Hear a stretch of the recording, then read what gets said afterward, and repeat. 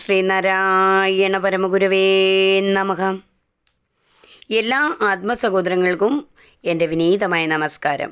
ശ്രീനാരായണ ഗുരുവിൻ്റെ പാതാരവിന്ദങ്ങളിൽ നമസ്കരിച്ചുകൊണ്ട് നവമഞ്ചരി ജ്ഞാനവല്ലരി 1 കടക്കുകയാണ്.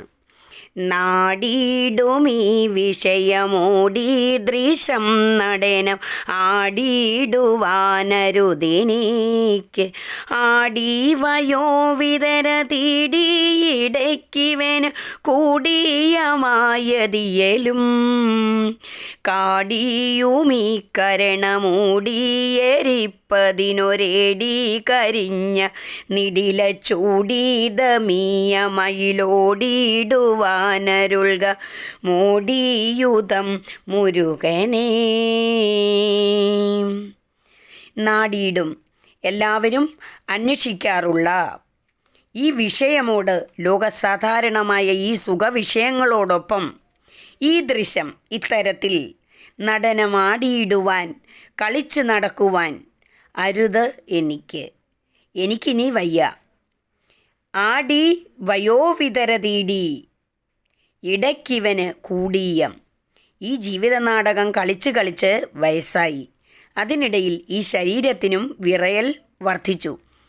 വിതരത് വിറയൽ, ഈടുക വർദ്ധിക്കുക, കുടിയം ഈയം കൂട് ഈ ശരീരം.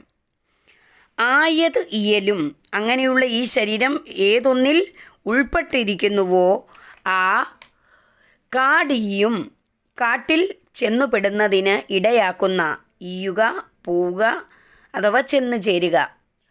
ഈ കരണമൂടി കരണങ്ങളാകുന്ന ഈ ആവരണം എരിപ്പതിന് ചുട്ടില്ലാതാക്കി തീർക്കത്തക്കവണ്ണം ഏടി കരിഞ്ഞ പണ്ട് കാമദേവൻ വെന്തുപോകുവാൻ ഇടയായ നിടില ചൂട് നിന്റെ തിരുനെറ്റിയിലെ അതേ തീ ഈ ദമ്യമായ അതായത് അടക്കി നിർത്തത്തക്ക ഈ ഓടിയിടുവാൻ മോടിയുധം മയിലിൻ്റെ മുകളിലേറി പകിട്ടോടുകൂടി മയിലോട്ടം നടത്താൻ ഇടയാകത്തക്കവണ്ണം മുരുകനെ, അല്ലയോ മുരുക, അരുൾക, നീ എന്നെ അനുഗ്രഹിക്കണമേ.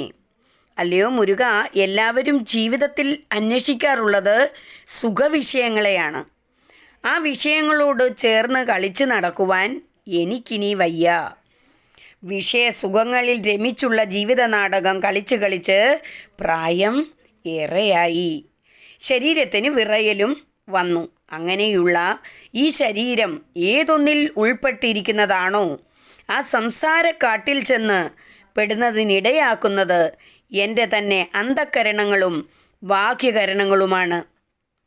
ഈ കരണങ്ങളുടെയും അവയുടെ വൃത്തികളുടെയും ലോകം സത്യത്തെ മറയ്ക്കുന്ന ഒരാവരണമാണ്. ആ പുറം മൂടി ചുട്ടരിക്കണം.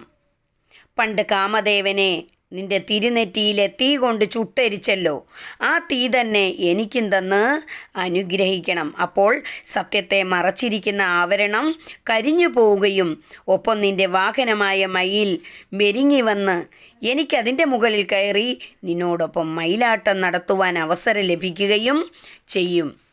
മുരുക, ഈ പ്രാർത്ഥന ഞാൻ നടത്തുന്നത് വാർദ്ധക്യം പ്രാപിച്ച ഒരാളിൻ്റെ എന്ന പോലെയാണ്. എനിക്കൊരാഗ്രഹമേ ഉള്ളൂ. സംസാരമാകുന്ന ഈ വൻകാട്ടിൽ നിന്നും പുറത്തു കടക്കണം. പുറത്തു കടക്കാനുള്ള വഴി എനിക്കറിഞ്ഞ് കൂടാ. അതിനൊരു മാർഗമേ ഞാൻ കാണുന്നുള്ളൂ. ഭഗവാൻ സംസാര മുക്തനായി മയിലിന്മേലേറി എവിടെയും പറന്ന് നടക്കുന്നവനാണ്. ആ മയിലിനെ മെരുക്കി എൻ്റെ അടുത്ത് വന്ന് എന്നെ ഈ കാട്ടിൽ നിന്ന് രക്ഷിക്കണം. അപ്പോൾ ആ മയിലിൻ്റെ മുകളിലേറി കാട്ടിന് പുറത്തു കടക്കാൻ എനിക്ക് സാധിക്കും. ഒപ്പം ഭഗവാനൊപ്പം ഇരുന്ന് മയിലോട്ടം നടത്തുവാൻ പരമാനന്ദം അനുഭവിക്കുവാനും സാധിക്കും. നവമഞ്ചരി ജ്ഞാനവല്ലരി 1 അർത്ഥവിവരണം ഇന്നിവിടെ സമാപിക്കുകയാണ്. എല്ലാ ആത്മസഹോദരങ്ങൾക്കും ഹൃദയം നിറഞ്ഞ നന്ദി, നമസ്കാരം.